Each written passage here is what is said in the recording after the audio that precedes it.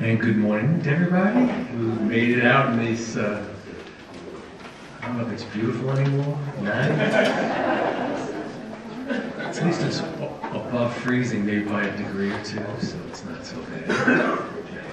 I am Franklin Heller. I'm the chair of the Sunday Service Committee, and I welcome you, and we will welcome you to the Morristown Unitarian Fellowship, where we covenant to weave together the fabric of community from strands of our separate lives. We are an inclusive, welcoming congregation. Wherever you are on life's journey, you are welcome here. We adhere to the 7 principles of Unitarian Universalism, which you can find in the back of your order of service, along with our mission and covenant. For more information on the fellowship or learn more about Unitarian Universalism, please stop by the welcome table in the Great Hall after the service. All children are welcome to participate in our religious education program. We have a nursery upstairs with a licensed child care worker. The library, right out the door and to the left, has an audio-visual feed, which you may use if you or your child are restless. And if you're new here, we hope that you'll join us after the service for coffee and to get to know us better. Today, actually, we have some food from Hungary from our partner church. It's always a good day. You know, if you're not coming for the service, this is the greatest day to come for the food. So, definitely make that. I've been in there already. It's also a good time to turn off any cell phone that might disturb the service. And now, in the spirit of hospitality and the fact that you made it out here, say, congratulate the person next to you.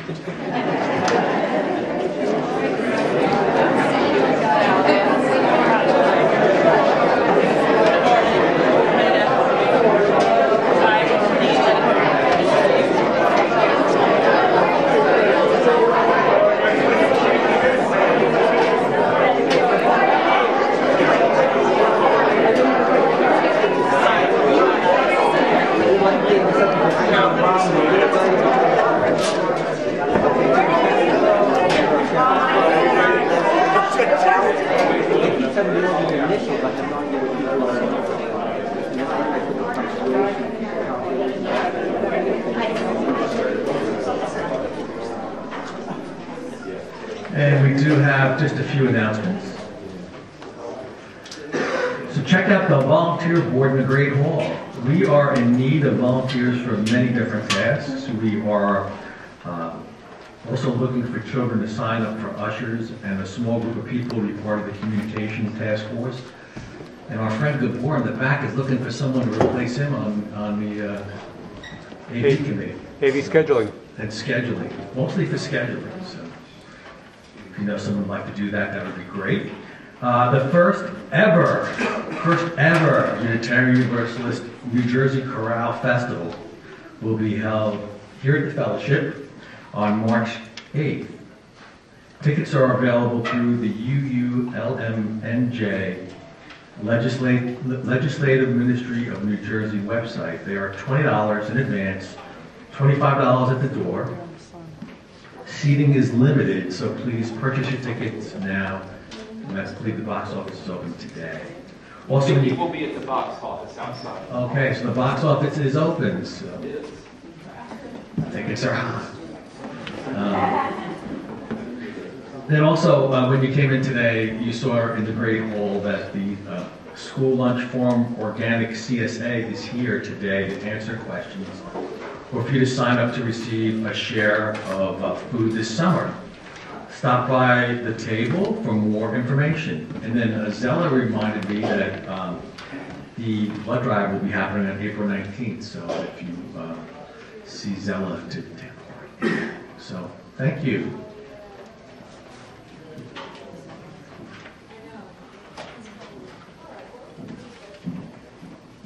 Good morning, I'm Beth Murphy, and we invite the Kirk family to come forward and light our chalices on. And I will do a reading by Wendell Berry. larger circle.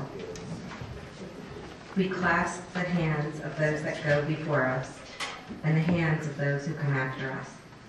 We enter the little circle of each other's arms and the larger circle of lovers whose hands are joined in a dance, and the larger circle of all creatures passing in and out of life who move also in a dance to a music so subtle and vast that no ear hears it except in fragments.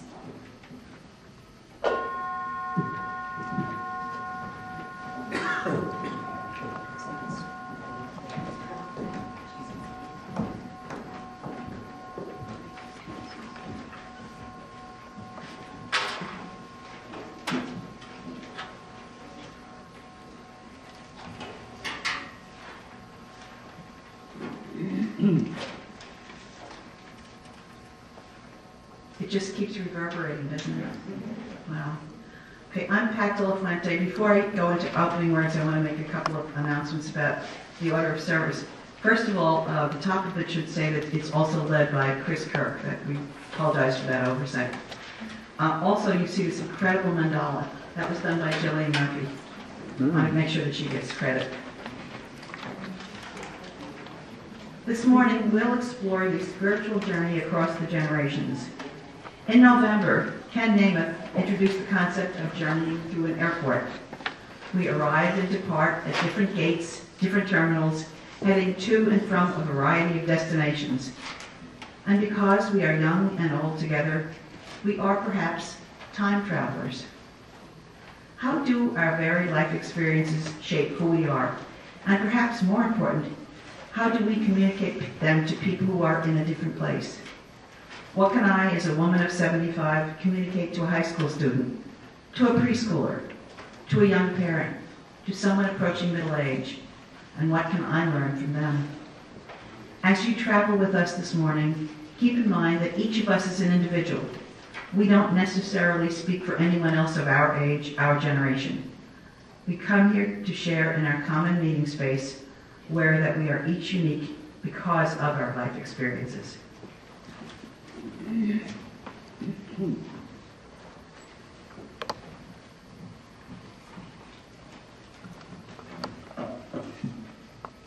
Hi, I'm Jillian Murphy, and I will be reading an excerpt from Khaled Hosseini's And the Mountains Echoed, as an example of giving between the generations.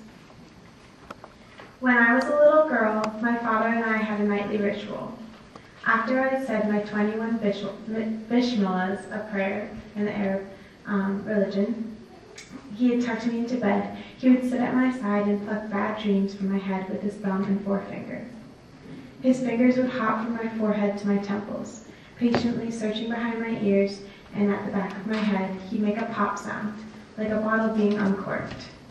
With each nightmare he purged from my brain, he stashed the dreams, one by one, into an invisible sack in his lap, and pulled the drawstring tightly. He would then scour the air, looking for happy dreams to replace the ones he had sequestered away. I watched as he cocked his head slightly and frowned, his eyes roaming side to side, like he was straining to hear distant music. I held my breath, waiting for the moment when my father's face unfurled into a smile, and when he sang, "Ah, here is the one," when he cupped his hands, let the dream land in his palms like a petal slowly twirling down from a tree.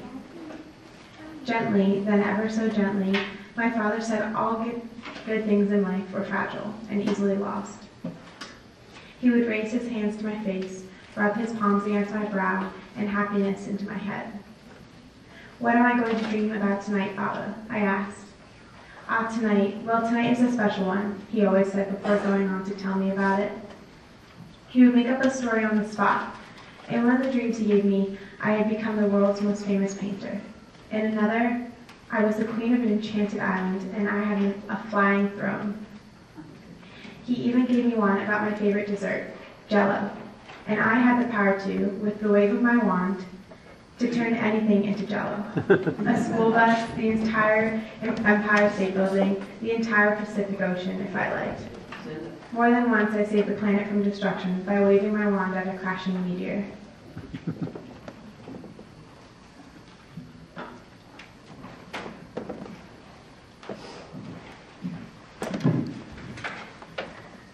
The reading Jillian chose reminds me of a time when our 2 children were young, and we created what we called the everything jar. Basically, this was a large glass fishbowl. Sadly, Murphy the goldfish had moved on and left it vacant.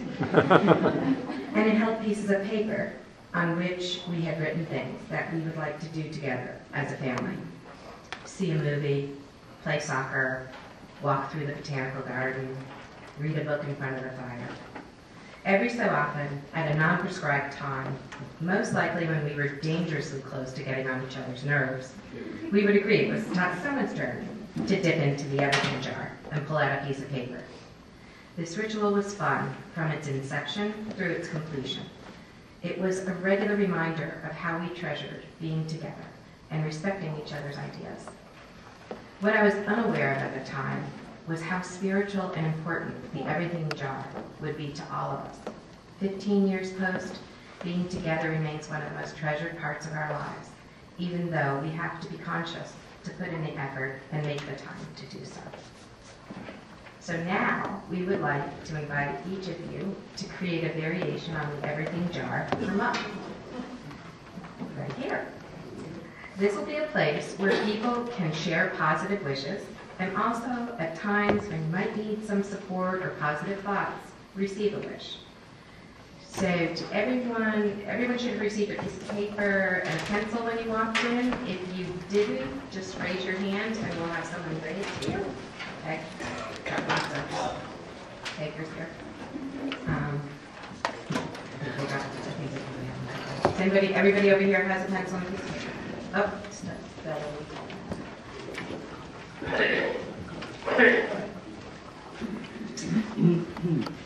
okay. So on this piece of paper, and frankly you can use as many pieces of paper as you want through the course of the day, we'd love for you to write a happy wish that you'd like to share with someone. An affirmation, or just a kind of fortune cookie. We don't want a long novella or anything, just something short and nice that might make someone smile or feel like they've received a hug. I don't know, Jillian, you want to come and maybe, we kind of stopped it. So, kind of like a fishbowl. So we'll give an example. All right, this one says, you will find a smile today. Keep your eyes open. So, I'll keep that. Following the service, the everything jar is going to stay in the library for anyone to add to or take from over the days to come. When you're feeling good, you can share that feeling. When you're feeling like you could use a lift, you can take a message from the jar.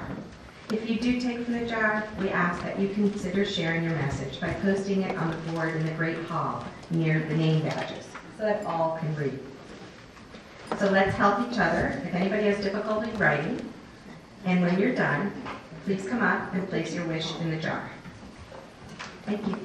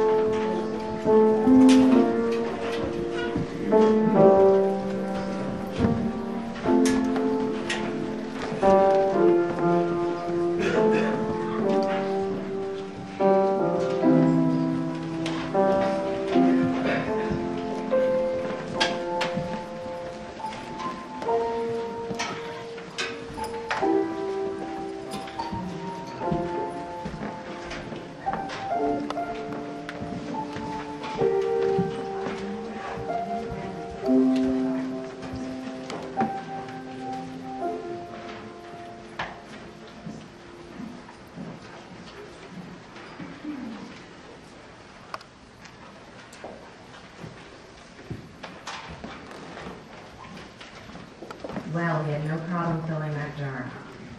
So over the days, let's keep it full.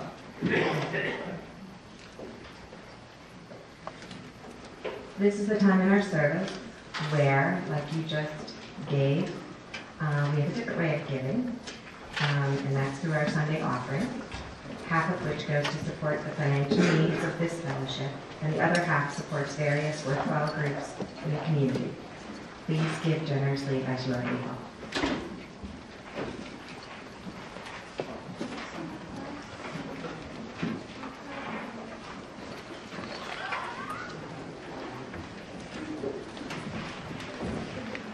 A Hebrew prayer. Ashreinu matov chelkeinu, umanai goralenu, uma yafa yerushateinu. Basically, the words tell us how good it is to live together in peace, in the peace of Jerusalem, which in the Jewish faith, Jerusalem really represents all good things of the earth in a way.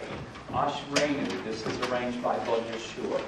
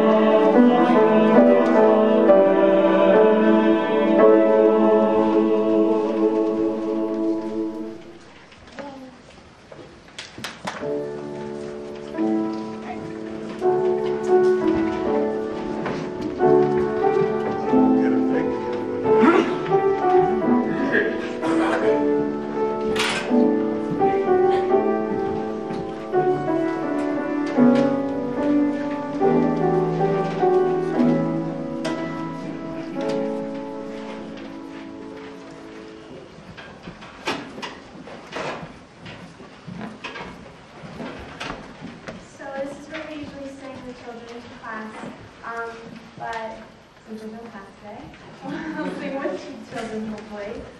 In the order of service, you have the words to our next song, which is From You I Receive. Dr. Jim will lead you all, and if the children want to come up and sing with me, you're more than welcome. Come on, young folks, give us a hand up here.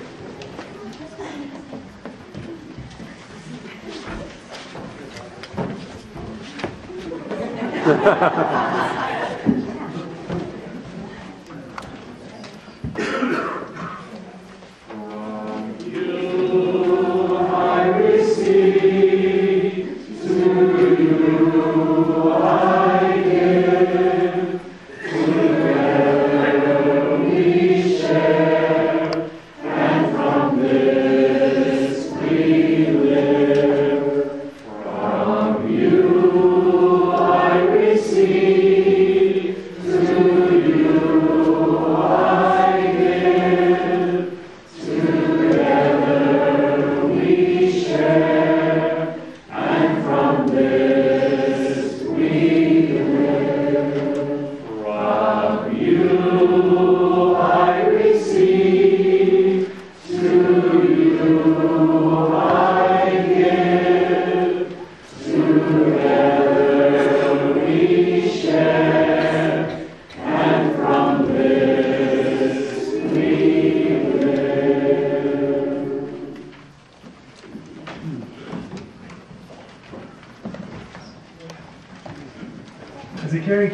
community, we like to make time to recognize the joys and the sorrows, the milestones and passages in our lives. And one of the ways we do so is through these cards each Sunday. We have a couple of joys to express today. Linda Howe wants to express a joy that she was able to bring touch drawing to MJ Flower Garden Show at Edison Valentine's Day. We want to thank Carolyn Evans for helping her with this event, which helped people see flowers and maybe flower in their own way using creative expression. So it sounds like a very exciting event. I don't know what that is. And from George Aronson, we have a joy of having successful surgery on his eye this week, and thankful for that, and in the process of recovery, but so far, so good. So thank you for sharing that. For those that we've heard today, for those that we hold silent, let's take a moment to reflect in silence on the joys and the sorrows and where we are on our journey.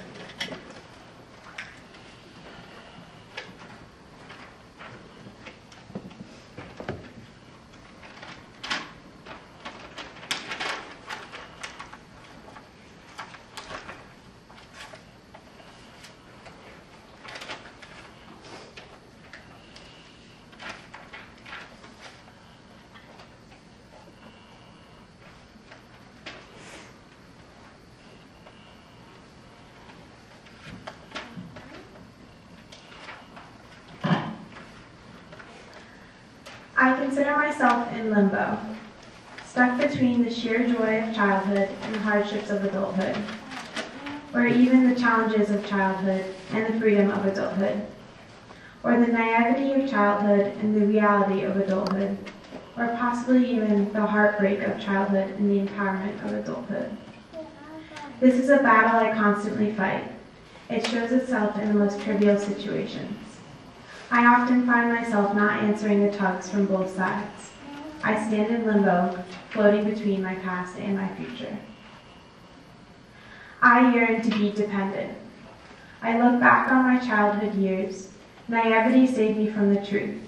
And if naivety didn't work, white lies were told to me to protect me. I had no worries, no burdens, because mommy will fix it or daddy can take care of it. The world would be on the brink of destruction when I scraped my knee. Rules bound me to priorities set by my parents, but it didn't matter. As long as my chocolate milk was warm to the right temperature, I was perfectly content in this world. I yearned to be independent. I have had a taste of the fruits of adulthood. On summer days when I'm able to feel the freedom on my fingertips, holding a paycheck with my name on it, taking risks I'd never thought of before, pushing the boundaries that were ingrained into my head during childhood. I now have the upper hand. I am able to lead, to give advice, and to be an example. After years of falling, I have tasted the fruits of freedom, and I can never turn back.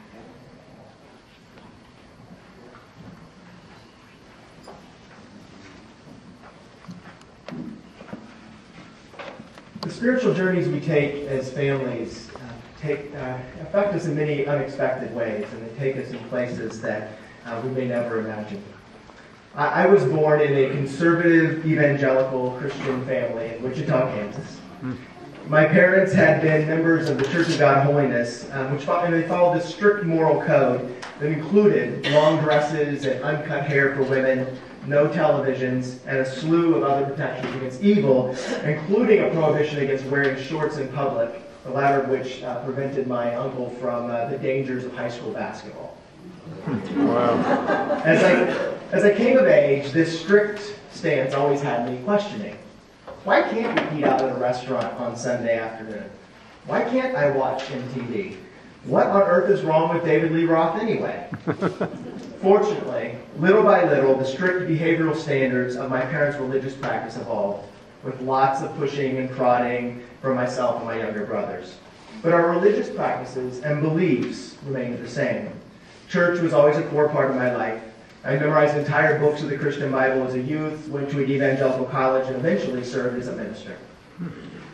Over the years that followed, my questions turned from trivial behavioral standards to weightier matters. How can these words of the Bible be irrefutably true? How could a loving God condemn people to a place called hell? Is there a God at all?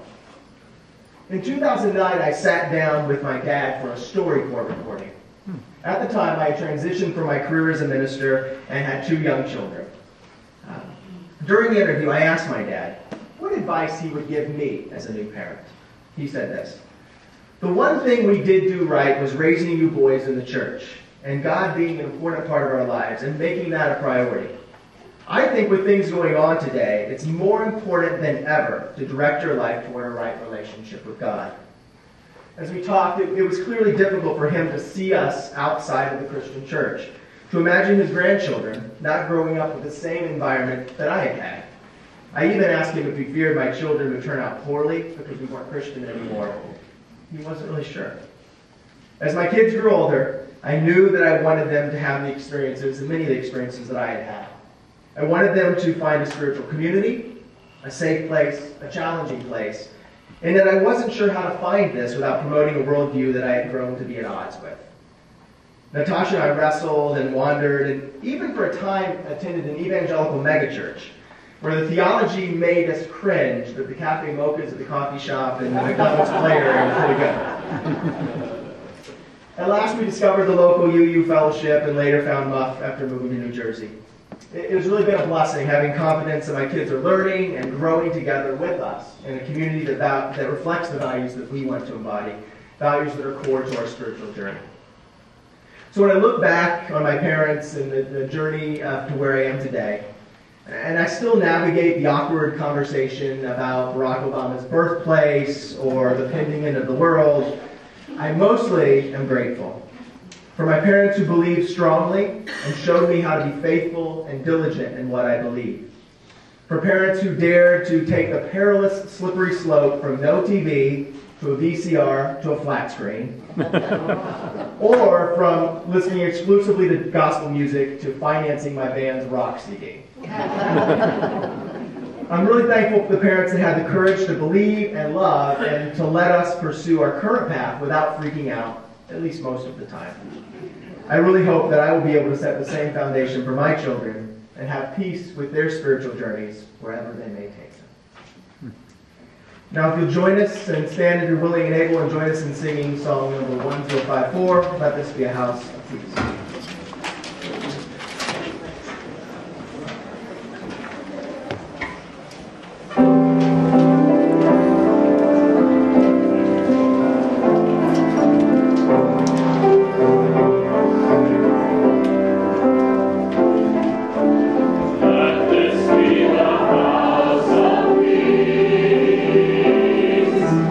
Nature and humanity of sorrow and delay.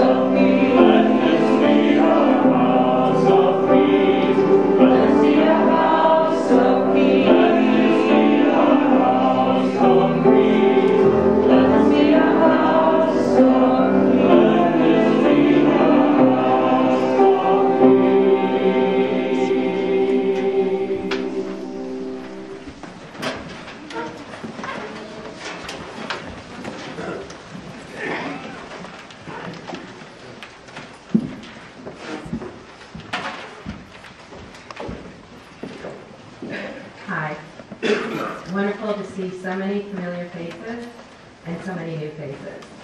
My family and I have been coming to MUF for a little bit over 8 years now. My husband Tom teaches RE. Jillian, as you know, is in the youth group. And we have a 23-year-old son who, although he's not currently a practicing Unitarian, since he was raised UU through 5th grade, I really feel that his moral structure will always remain based upon UU principles.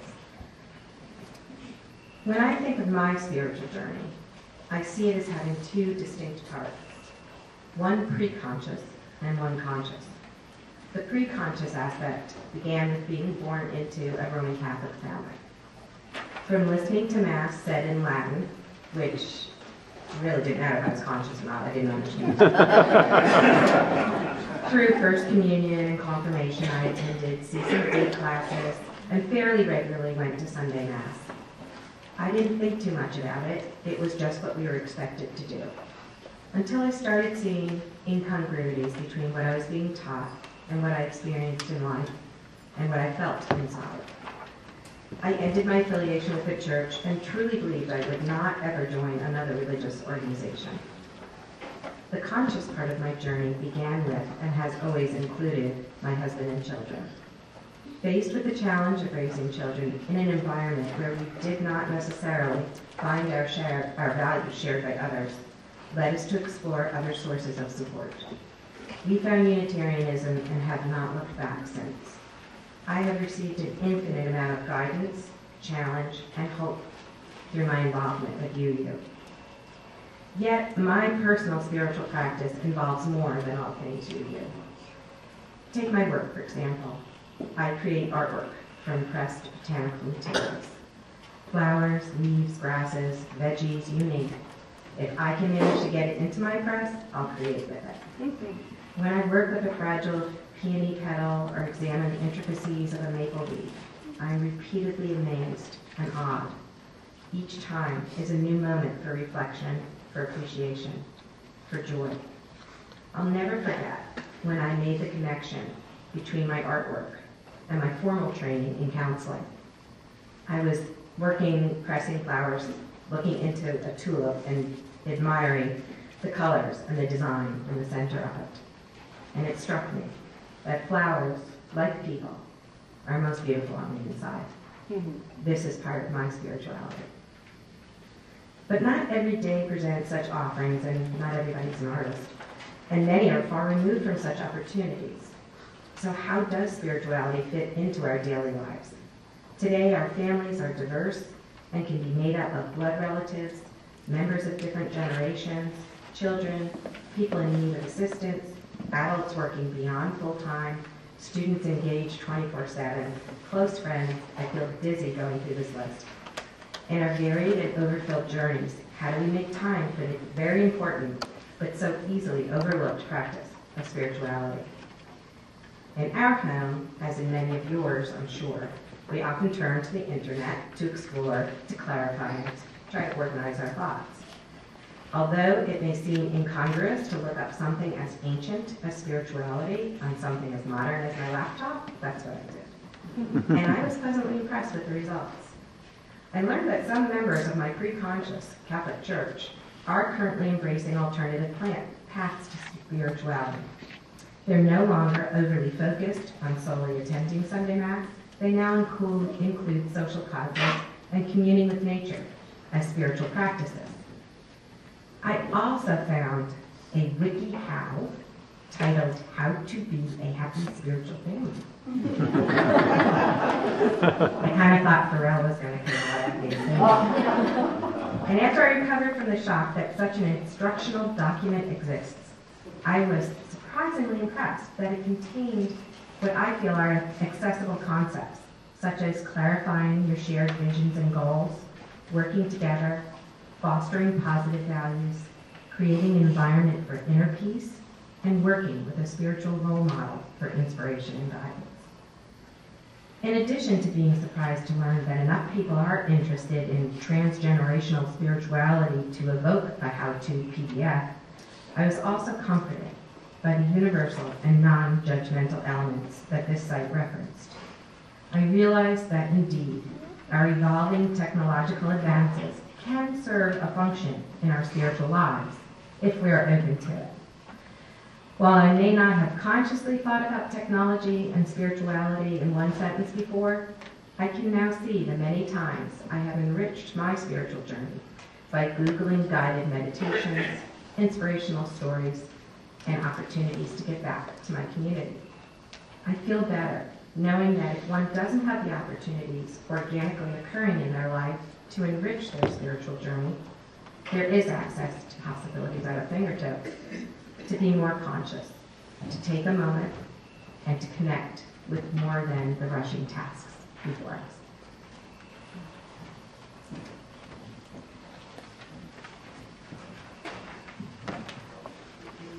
I can't journey across the generations without telling you where I am right now.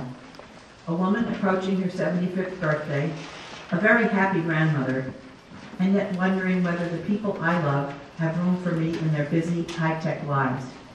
Can I still be useful and relevant? I remember coming of age during the 1970s when I first came to this fellowship. I worked for social change and saw some of it happening. I envisioned a sustainable economy and environment, a world where we drive only when necessary. We would conserve fuel by driving small, efficient cars. We hope to live in communities close to our jobs, with people of varied ages and attachments, where we could be family whether or not we were relatives. A world very much in accord with UU principles. Was that a ridiculous idealistic dream? After the 1970s, cars became bigger and badder. Gas guzzlers were cool. Fuel-efficient cars were disparaged as rice burners. And forget that absurd 55-mile-an-hour speed limit. All the cool people drove at 70.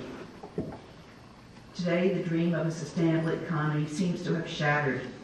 Too many people are either unemployed, underemployed, or overworked. Job insecurity and income inequality are worse than ever before. This was not our dream. This is more like a nightmare. What part did we 70s people play in that?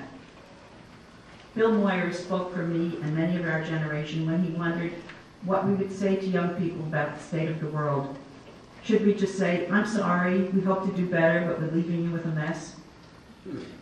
Have I truly been the change I want to see in the world? For that matter, is this the world I wanted? This is the time in my life that calls for deep reflection. I want to feel I've left a better world for young people.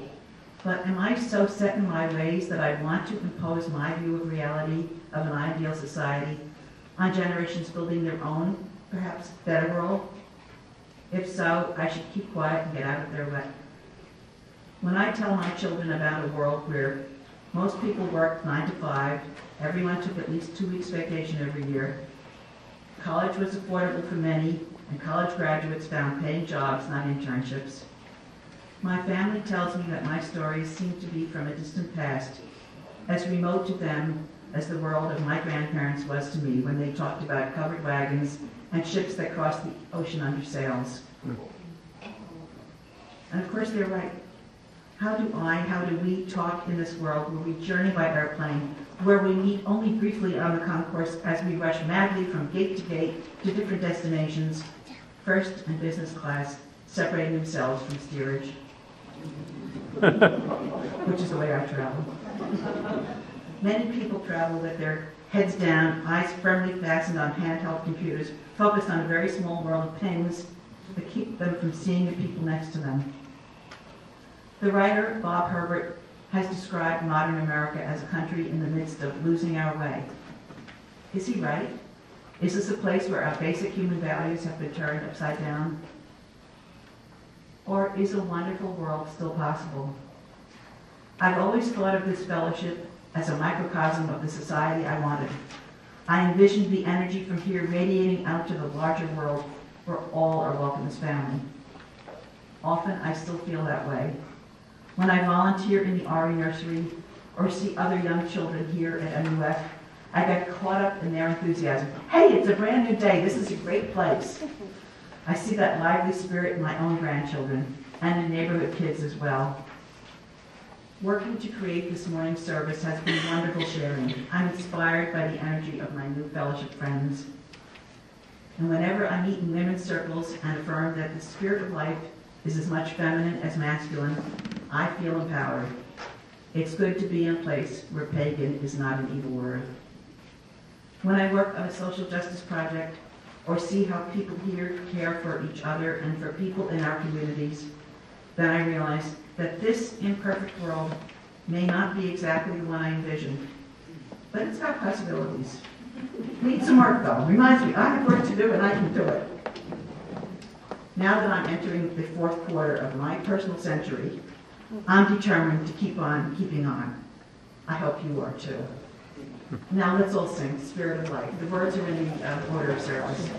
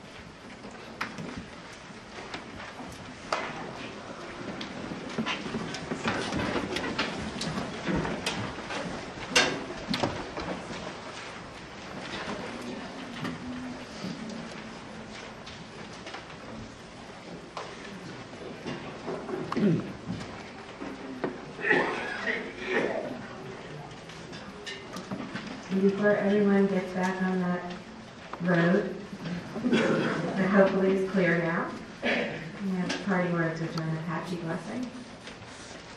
May the sun bring you new energy by day. May the moon softly restore you by night. May the rain wash away your worries. May the breeze blow new strength into your being. May you walk gently through the world and know its beauty all the days of your life. Thank you for coming and go in peace.